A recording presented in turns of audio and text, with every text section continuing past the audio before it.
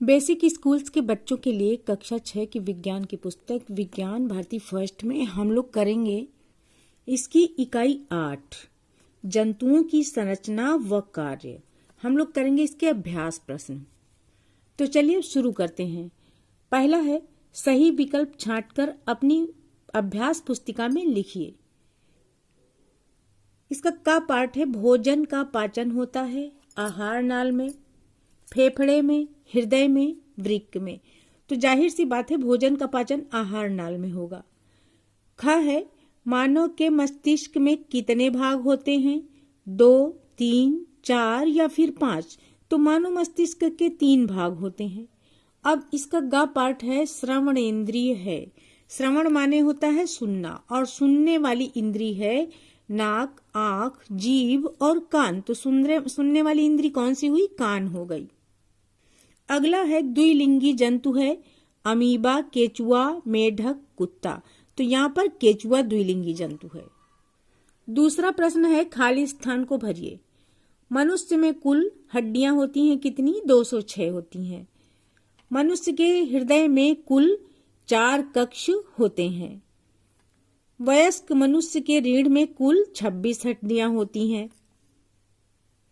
अगला है उपास्थि अस्थि की अपेक्षा लचीली होती है। हम लोग अपने नाक और कान को छू के देख सकते हैं कि यह अस्थि से लचीली होती है। फिर तीसरे प्रश्न में हमें सही जोड़ों का मिलान कर देना है। मेढक के पैर में पाद जाल पाए जाते हैं, इसलिए इसको हम मिला देंगे यहाँ से।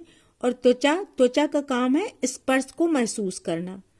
कान से श्रवण का कार्य होता है और वृक्क से छान करके खून को मूत्र अलग किया जाता है और पंख उड़ने में सहायता करते हैं। 4 नंबर है निम्नलिखित कथनों में सही कथन के आगे सही और गलत के आगे गलत का निशान लगा देना है। मछलियों में प्रचलन पंख द्वारा होता है, सही है ये।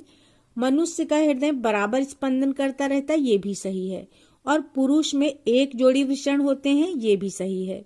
मनुष्य में भोजन का पाचन मुख से ही आरंभ हो जाता है, ये भी एकदम सही है। अब हम लोग देखते हैं प्रश्न नंबर 5 से आगे के सभी प्रश्नों को कॉपी में।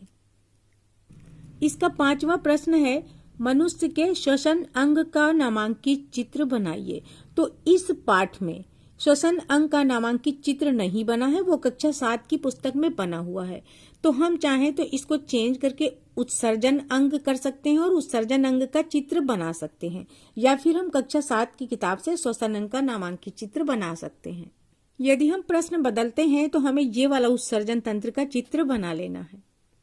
6ठा प्रश्न है मनुष्य में पाए जाने वाले किन्हीं 4 तंत्रों के नाम लिखिए। तो जो तंत्र इस पाठ में दिए हैं हम उन्हीं के नाम लिख सकते हैं।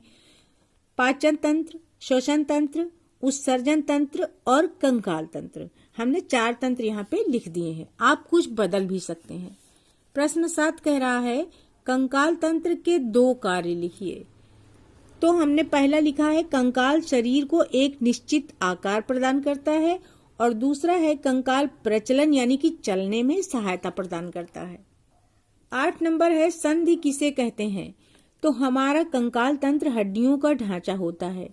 इनकी हड्डियां एक दूसरे से विभिन्न प्रकार से आपस में जुड़ी होती हैं और इन जोड़ों को ही हम संधि कहते हैं। 9 नंबर प्रश्न है मनुष्य के हृदय का नामांकित चित्र बनाइए। हम अपनी कॉपी पे हृदय का ये चित्र बना लेंगे और इसमें दायां अलिंद, दायां निलय, बायां अलिंद, बायां निलय यानी हृदय के 4 कक्ष हम इसमें दर्शा देंगे और ये है पश्च महाधमनी। तो ये कंप्लीट हो जाएगा। इसके बाद प्रश्न 10 है मनुष्य में कितनी ज्ञानेंद्रियां पाई जाती हैं? प्रत्येक का नाम तथा कार्य लिखिए। तो मनुष्य में कान, आंख, नाक, जीभ तथा त्वचा कुल 5 ज्ञानेंद्रियां पाई जाती हैं। अब यहाँ पर कान सुनने तथा शरीर का संतुलन बनाने में सहायक होते हैं और आंख द्वारा देखने का कार्य होता है। नाक द्वारा गंध का अनुभव होता है। त्वचा द्वारा ठंडा, गर्म, कठोर, मुलायम, चिकना तथा खुरदुरा आदि का पता हमें चल जाता है। अंतिम 11 नंबर प्रश्न कह रहा है पाचन तंत्र का नामांकित चित्र बनाइए। ये मनुष्य के पाचन तंत्र का चित्र है जिसे हमें अपनी कॉपी पर बना लेना है और इसके सभी अंगों को हमें दर्शा देना है। जैसे कि ये मुख है और ये मुख गुहा है। यहाँ पर ये पूरी ग्रास नली है। ग्रास नली आके यहाँ आमाशय से मिली है, आमाशय हमें दिखाना है। ये हमारा यकृत है और इसी के पास ये छोटा सा ये पित्ताशय है। इसके बाद ये जो लंबी सी रखी हुई है इसके अंदर ये छोटी आंत है और ये मोटी वाली जो बनी है ये बड़ी आंत है। यहाँ पर हम मलाशय और गुदा को दिखा देंगे तो हमारा ये कंप्लीट हो जाएगा।